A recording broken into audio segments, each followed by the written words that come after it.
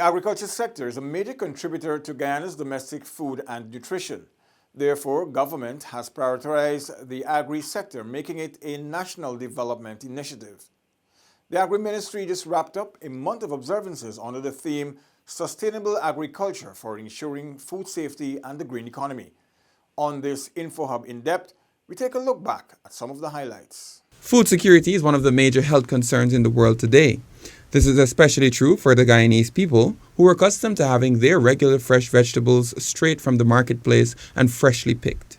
However, with the rise in use of pesticides and other chemicals that could be toxic for human consumption, the consumer takes an overwhelming risk when purchasing freshly picked produce, especially if the proper withdrawal periods are not met. In his opening remarks, the Minister of Agriculture, the Honorable Noel Holder, noted that this laboratory is just what is needed to ensure that food security and food safety is met for Guyanese. The reopening of this laboratory is a direct intervention to ensure food security for all, specifically access to safe food. Ladies and gentlemen, for healthy people, we must have healthy diets, and for healthy diets, we must improve food safety. This event cements our government's drive for food safety in Guyana.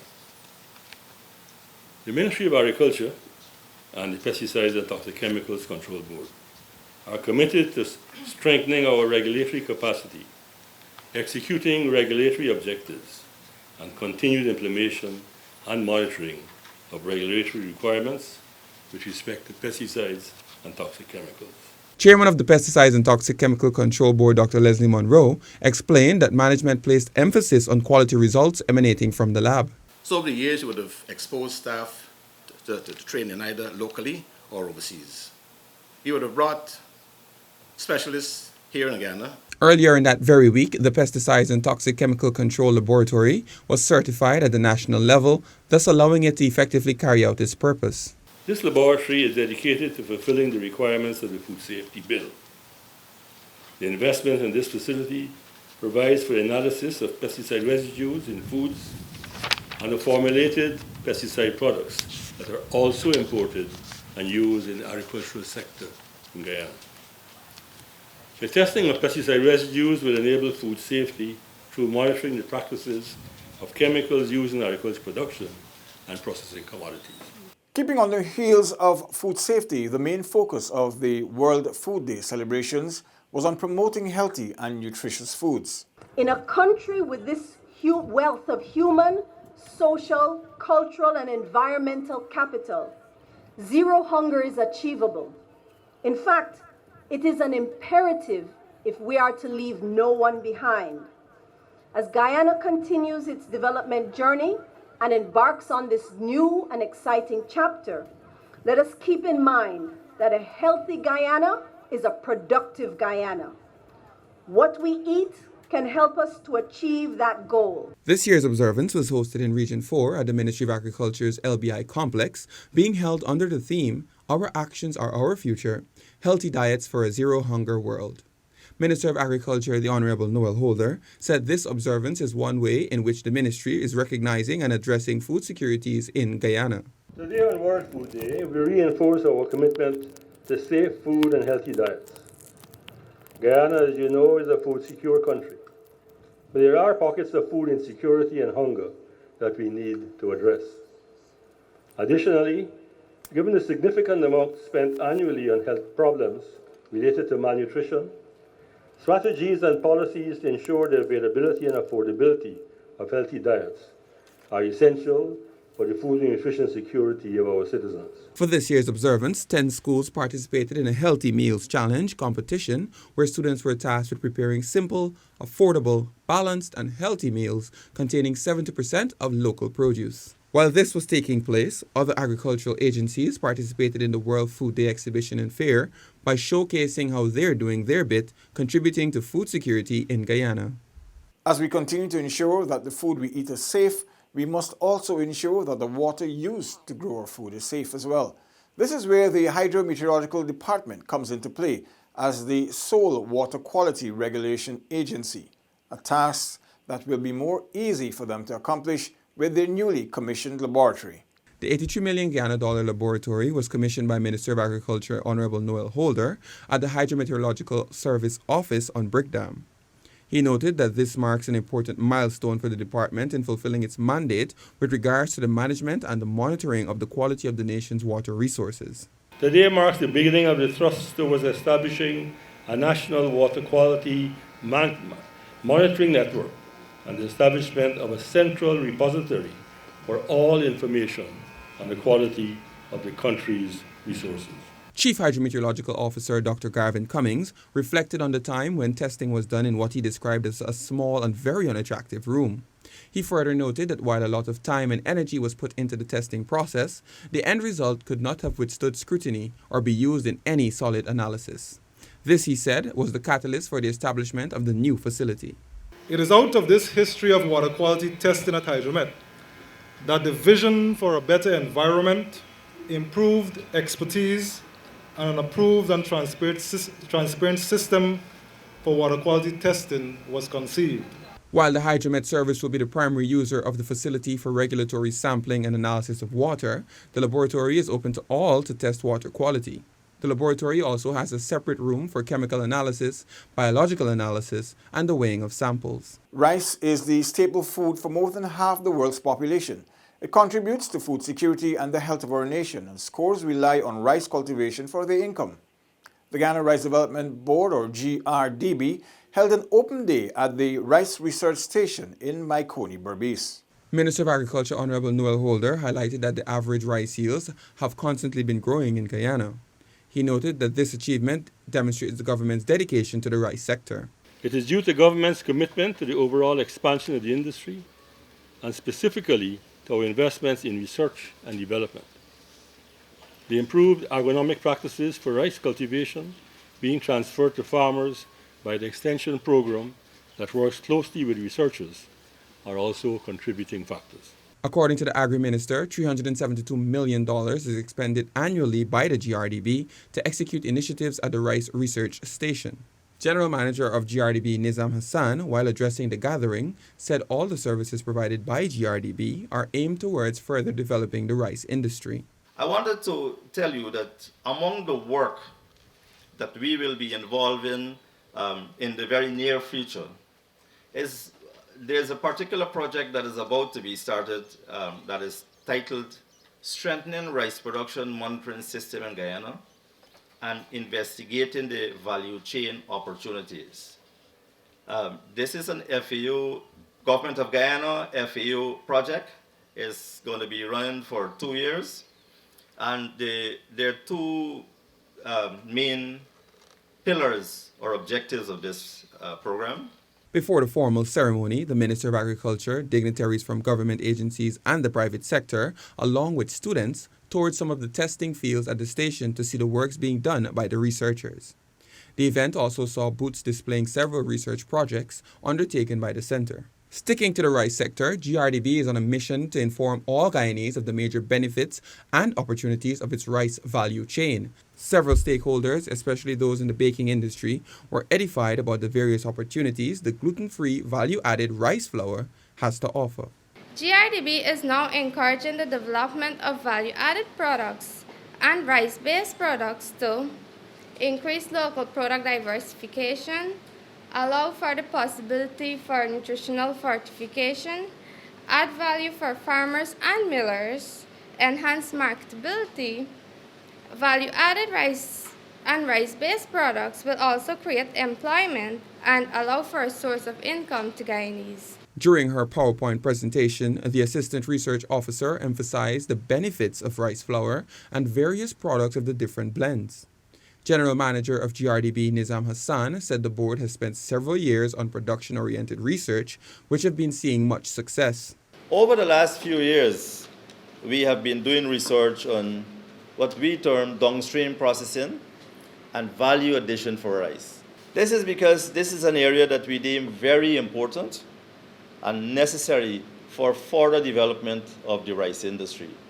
In her feature address, a minister within the Ministry of Agriculture, the Honorable Valerie Adams Yearwood, applauded the initiative by the GRDB. The junior agri-minister noted that with the new venture, the ministry hopes to put Guyana on a path that will encourage the development of value-added rice-based products. It is important to note that this venture will not only increase Guyana's local product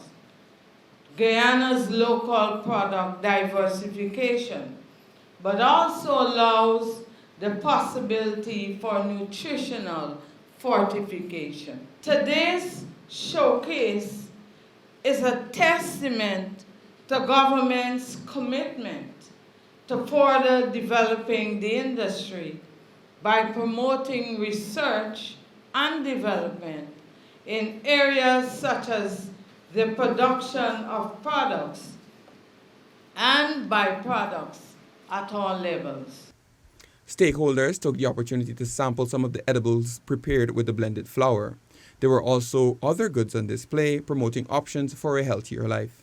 The GRDB continued to roll out events for Agriculture Month, moving in line with the Ministry of Agriculture's efforts to have all their services at a centralized location, moving to the Gaisuku LBI compound. According to Minister Holder, the initiative, which is a policy decision by the Agriculture Ministry, seeks to forge interagency collaboration and provides a more comfortable environment for the various agencies. GRDB is the second office to be located here.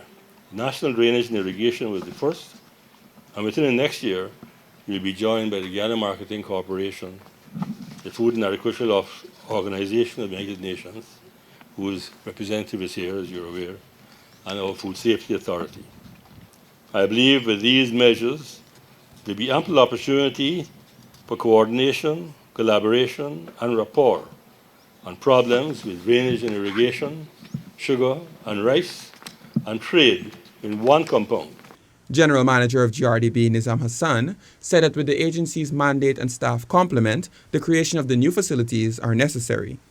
The journey, as we have heard, has been a long one. We are extremely pleased that these new facilities are available for us because of the demands on the agency to deliver services. There are more staff members, there are more facilities, there are more requirements. And as such, we would like to really acknowledge the Honorable Minister for the vision. Called the Agri-Ability Field School, the one-day exercise saw the Guyana School of Agriculture opening its classrooms to persons with disabilities and exposing them to a hands-on experience with farming and agri-related processing and methods. According to Minister within the Ministry of Agriculture with responsibility for rural affairs, Honorable Valerie Adams-Yearwood, persons with disabilities should be included in such activities. Some of you will have an opportunity to see what a shade house looks like, what drip irrigation system looks like. Some of you will go to the agro-processing unit and you'll have an agro experience. This activity says to Guyana that not because somebody may have a disability that we should throw them in a corner. The community of persons with disabilities has been continually engaging the government for more inclusion in agriculture-related activities. This is according to Ganesh Singh, Program Coordinator of the Guyana Council of Organizations for Persons with Disabilities, who assured that they will make the most of this opportunity provided to them. Over the past, I would say, 3 to 4 years, we've been trying to get more persons with disabilities involved in agriculture, whether it's at the level of food processing or starting their own little farms. And I know Mr. Archibald will definitely speak to the minister about this. In ensuring that we can start our own little business, become entrepreneurs, plant those 2 little plots of beds in your backyard, so that at the end of the week you can get a $5,000. The Guyana Council of Organizations for Persons with Disabilities noted its appreciation for the Agriculture Ministry's support in such a venture. The persons engaged hail from Regions 3, 4, 5, 6, and 10. Ever so often we hear that the farming population is an aging one, and as such, in observance of the International Day of the Elderly, a special agri-cursion was hosted for the elderly as well as to give them an opportunity to learn various agricultural techniques. You're going to learn how to do what we call composting so that you can make, you call it mold, right? Make your manure for your plants. You're going to get the opportunity to see what a shade house looks like. You may have heard about it on television. You're going to have the opportunity to see what the drip irrigation system looks like. The initiative was a welcomed one as participants were overjoyed at the opportunity to go on such an outing. Today is all right. I enjoy by coming. This is the second time I come here, so I enjoy the program and I enjoy everything inside there. So everything is okay with me. We are being given information about what is done in the shade house, as it said. It is where they grow cash crops. The one that is being grown here now is tomatoes. In the shade house also, we're told that it lessens the labor because you have tunnels, I think I'm going to call it tunnels, I don't know if they could, just pipelines with emitters. And just so we cover all the focus groups, a major open day was hosted for students from numerous educational institutions, giving them a chance to properly witness all that the agriculture sector has to offer. Some students shared their experience upon participating in the activities. I think it's really good. I think it will encourage students like myself to come out and learn. Even though I might be doing the degree in biology, I can still learn from the GSA students. I came and I saw they had preservation techniques. I think it was very influential on us because they told us about how they rear crops and animals and all of that. And they showed us booths about the animals, the plants and everything. So I think we learned a lot through this open day. And I think I might be considering going to this school in the future. The booths that I've been to were quite nice. They had giveaways. They were quite informative about different sectors that we just didn't know. We didn't know about food science, and we didn't know much about the highly mechanized materials equipment that they now use. With the ministry's focus on youth empowerment in agriculture, the minister within the ministry, Honorable Valerie Adams Yearwood, engaged the students, informing them of their role in putting agriculture in the forefront of Guyana's growth and development spectrum. This activity here today is a very good one for you to build relationships. Don't just stay with your classmates. Meet another student. Whatever choice you make makes you. So today I say to you, choose wisely. And I wouldn't fail to say to you, choose agriculture as your career. Whilst getting persons into the sector is of the utmost importance, improving the sector and increasing the capacity of the agency and staffers is equally important. This began first and foremost with the Fisheries Department, who received a 5-year management plan from the WWF. Artisanal fisheries exploit fish for local consumption or export and is done on various scales. The main objectives of the action plan are licensing and registration, marine environment, safety and order at sea, dialogue cooperation, and coordination and finance. Minister Holder said while there may be resistance to the changes the action plan seeks to implement, they are necessary for the fisheries sector to thrive. According to Chief Fisheries Officer within the Fisheries Department, Denzel Roberts, the 5-year plan will see several important measures rolled out. Some of these were discussed. We will be having more enforcement to ensure that the vessels are licensed.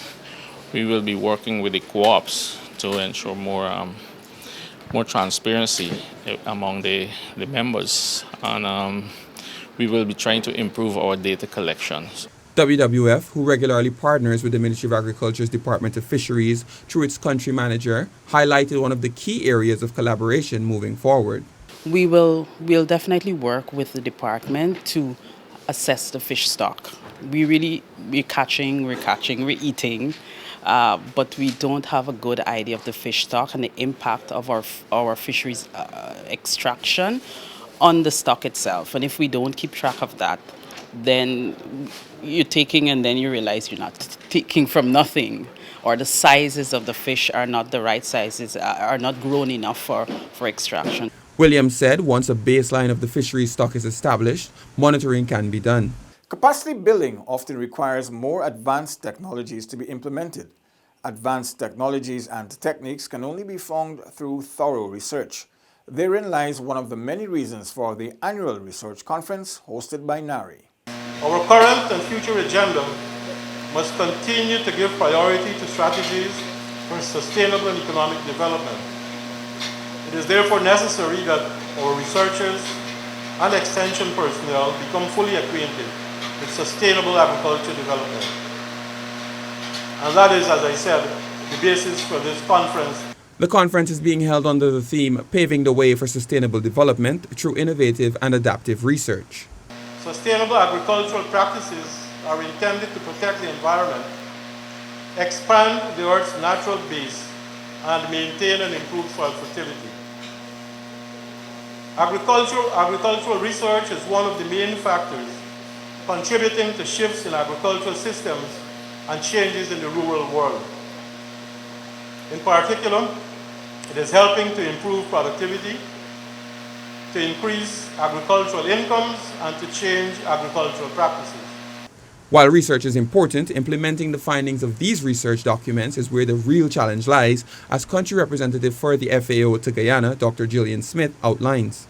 Now, the application of that research to the field is another area that is going to be really vital.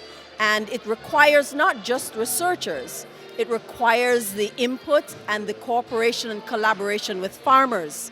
Because a lot of the things that farmers first note, farmers are the first line of defense.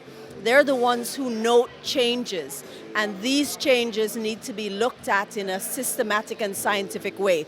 Minister within the Ministry of Agriculture, Valerie Adams-Yearwood, reaffirmed her ministry's stance on embracing sustainable agriculture and the importance it plays in ensuring food security, thereby helping us to work towards Goal 2 of the UN Sustainable Development Goals, Zero Hunger.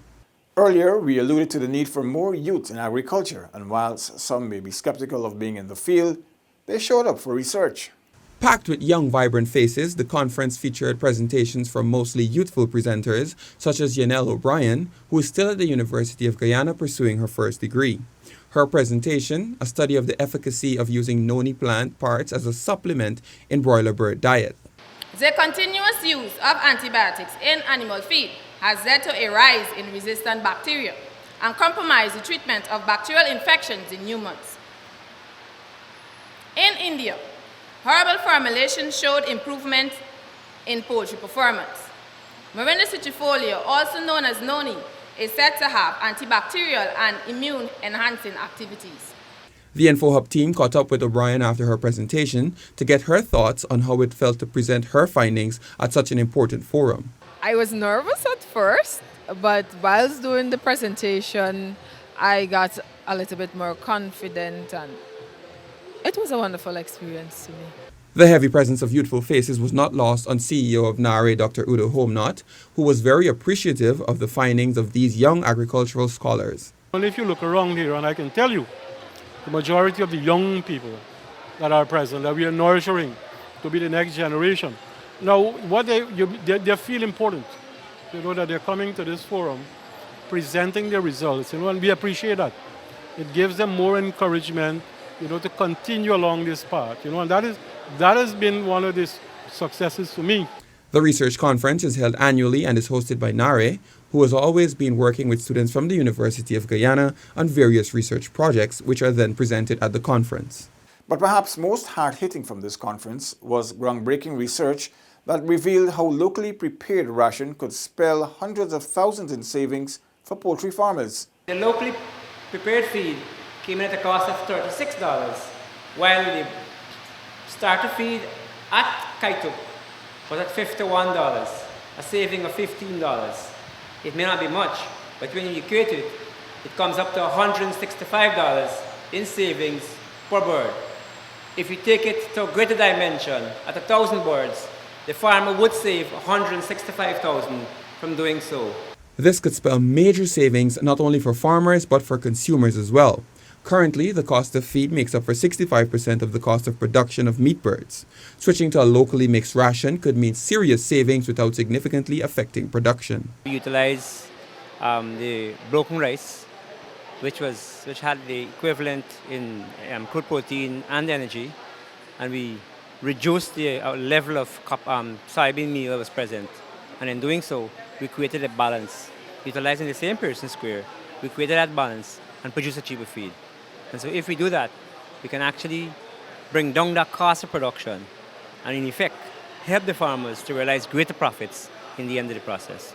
This, as well as other beneficial findings, were unearthed during NARE's annual research conference. CEO of NARE, Dr. Udo Homnot, explained that contrary to the beliefs of skeptics, research tends to be quite beneficial. The question that people ask is, how beneficial is this? Well, the benefits, research work takes time, obviously.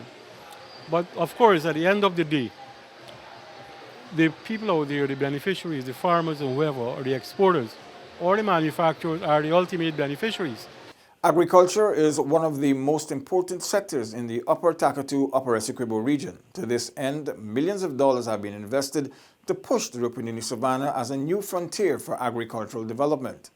This was highlighted by the Agriculture Minister as the region hosted its third Regional Agricultural and Commercial Exhibition at the Letta Market. The Rupununi Region 9 can be the backbone of Guyana's hinterland development. This will build a sustainable and resilient economy. Let me reaffirm the Ministry of Agriculture's commitment to working with our partners to leverage natural capital in Guyana's material, Rupununi. It was noted that these farmers have the potential to create their own niche markets since the region produces its own organic foods and is known for its value-added products such as peanut butter and cashew nuts. And as we continue to push agricultural efforts more inland, Minister within the Ministry of Agriculture, Valerie Adams-Yearwood, during the Latam race activities, played her part in encouraging farmers in the region to take to the soil. Mokomoko Settlement is a small village of approximately 60 persons located at the back of the Mokomoko village. The settlement is involved in small-scale cash crop farming, which is managed by the Mokomoko Settlement Agriculture and Marketing Cooperative Society. The items were distributed following a request by Chairman of the Co-ops, Ben Smith. Minister Adams-Yearwood commended the residents for pushing agriculture in the community. And I want to congratulate you and encourage you to continue and make this community, this village, self-sufficient so that you can secure your own food and know for sure that you're going to be eating organic food, and so you're going to be a healthy people. Chairman Ben Smith commended the government for its continued support to his community. As we now started, and we're going to go on and on and on. And I want to thank the government and encourage all the younger folks like me, myself, to support this government. The initiative is part of the government's effort to revive agriculture throughout the hinterland regions. You've been watching InfoHub in depth, where we look back at some of the highlights of the recently concluded Agriculture Month activities. Join us again next week. Goodbye.